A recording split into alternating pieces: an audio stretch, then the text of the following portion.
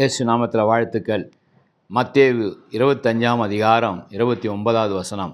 உள்ளவன் எவனோ அவனுக்கு கொடுக்கப்படும், பரிபூரணமும் அடைவான்.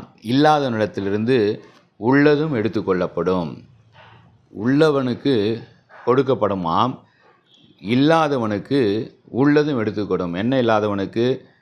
திறமைகளை, கொடுக்கப்பட்ட ஆசீர்வாதங்களை, கொடுக்கப்பட்ட நன்மைகளை, கொடுக்கப்பட்ட தாளந்துகளை சரியாக பயன்படுத்த தெரியாதவனுக்கு அவனிடத்தில் இருக்கிறதையும் ஆண்டவர் எடுத்து விடுவாராம். இதைத்தான் வேதம் நமக்கு அடிக்கடி கற்றுத்தருகிறது. உங்களிடத்தில் இருக்கிற திறமைகள், தாளந்துகள், ஞானம், அறிவு, கர்த்தர் தந்த அத்தனையும் நீங்கள் உங்கள் வாழ்க்கைக்காகவும் மற்றவர்களுடைய நன்மைக்காகவும் அதை பயன்படுத்த வேண்டும், அதை பிரயோஜனப்படுத்த வேண்டும் என்பதற்காகத்தான் ஆண்டவர் இத்தனை ஆசீர்வாதங்களை நான் உங்களுக்கு தந்திருக்கிறார்.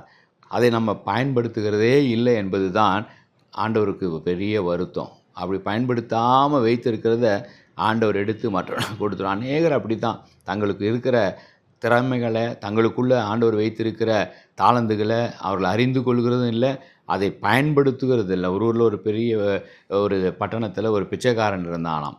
அந்த பிச்சைக்காரன் அநேக வருடங்களாக அங்கே பிச்சை எடுத்து கொண்டிருப்பான். அந்த பிச்சைக்காரன் ஒரு பெட்டியின் மேலே அமர்ந்து பிச்சை எடுத்து கொண்டிருந்தான். அந்த வழியாக ஒரு ஞானி வந்தாராம், ஒரு முதியவர். வந்த உடனே பார்த்து அவரிடத்துல இவன் யாசகம் கேட்டான், பிச்சை கேட்டான். பிச்சை கேட்டபோது அவர் சொன்னாராம், என்கிட்ட ஒன்றும் இல்லைப்பா என் கரத்தில், ஆனால் நீ ஒரு பெட்டியில் உட்காந்துருக்கிறிய, இந்த பெட்டியை நீ என்னன்னு பார்த்தியா? இல்லையா, பார்க்கல. இதுவரை வாழ்க்கையில் ஒரு முறையாவது அதை நீ இப்போ பூட்டை திறந்து பார்த்தியா? இல்லை. அவனுடைய சாவி இருக்கா? இருக்குது. என் தகப்பனார் இந்த பெட்டியை கொடுத்துட்டு தான் மரித்து போனார், இதை வைத்து நீ பிழைத்துக்கொள் என்று சொன்னார். அதனால் வைத்து நான் பிச்சை எடுத்து கொண்டிருக்கிறேன். அப்போ சொன்னாராம், அந்த சாவி எடுத்து முதலாவது அதை திற என்று. திறந்து பார்த்த அவர், என்ன ஆச்சரியம், அந்த பெட்டியில் நிறைய தங்க காசுகளை அவங்க தகப்பனார் சேர்த்து வைத்து போயிட்டுருக்கிறார். இத்தனை நாள் நான் இதை அறியாமல் போனேனே என்று அவன் தலையில் அடித்து கொண்டு அழுதான்.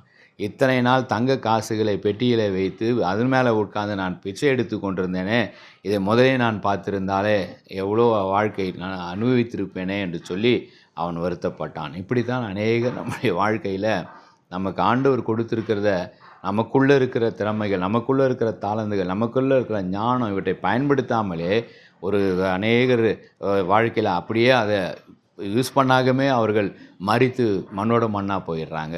ஆகவே தான் ஒரு ஒரு அறிஞன் எழுதி வைத்திருக்கிறான், கல்லறையில் போய் பார்க்கும் பொழுது அநேக திறமைகள், அநேக தாளந்துகள் பயன்படுத்தாமலே புதைக்கப்பட்டிருக்கிற காரியத்தை நான் பார்த்தேன் என்று அவன் எழுதுகிறான். ஆகவே நம்ம வாழ்க்கையில் அப்படி வீணடித்து விடாதபடி, அப்படி உள்ளதை ஆண்டவர் நமக்கு கொடுத்ததை நம்ம மற்றவர்கள் பிரயோஜனத்துக்காக, ஆண்டவர் ராஜ்யத்துக்காக நம்ம பயன்படுத்துவோம். கர்த்தர் நிச்சயமாகவே அப்படி பயன்படுத்துவர்களுக்கு இன்னும் அதிகமான திறமைகளின், தாளந்துகளின், ஆசீர்வாதங்களும் நன்மைகளும் ஆண்டவர் தந்து கொண்டே இருப்பார். ஜெபிப்போம். அன்பின் பிதாவே, ஆண்டவரே, எங்களுக்கு இருக்கிற திறமைகள், தாளந்துகள், எங்களுக்கு நீர் கொடுத்த ஞானங்கள், அறிவு, புத்தி எல்லாவற்றையும் நாங்கள் ஆண்டவரே இந்த சமுதாயத்திற்கு, சபைக்கு, உம்முடைய ஊழியத்துக்கு, உம்முடைய ராஜ்யத்துக்கு நாங்கள் பயன்படுத்தி அநேகரை ஆதாயப்படுத்த எங்களுக்கு கிருபைகளை தாங்க, ஆசீர்வாதங்களை தாங்க, இரக்கம் பாராட்டுங்க.